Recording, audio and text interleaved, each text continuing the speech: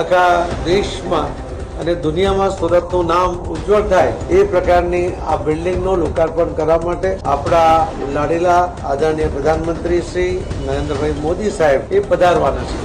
મોદી સાહેબ સુરતમાં હવે એના પહેલા એક અઠવાડિયાથી સુરત મહાનગરપાલિકા દ્વારા સુરત મહાનગરના ભારતીય જનતા પાર્ટીના કોર્પોરેટરો અને પદાધિકારીઓ દ્વારા એક સફાઈ ઝુંબેશ શરૂ કરવામાં આવી છે કે મોદી સાહેબનો જે સફાઈનો આગ્રહ છે એ સફાઈના આગ્રહને કારણે એક એક ગલી એક એક ડ્રેનેજ લાઈન આ તમામ સાફ થાય એની શરૂઆત કરવામાં આવી છે। આ સ્વચ્છ સુરત આ વર્ષે પહેલા નંબરે આવે, દર વખતે બીજા નંબરે આવે છે, આ વખતે પહેલા નંબરે આવે છે। એના સંકલ્પ સાથે સુરતના શહેરીજનોનો પણ સાથ મળી રહ્યો છે। આજે લગભગ 15 કિલોમીટરની 25,000 વિદ્યાર્થીઓ અને સુરતના શહેરીજનો સાથે એક માનવ સાંકળ બનાવવામાં આવી હતી। એમાં પણ સ્વચ્છતાનો સંદેશ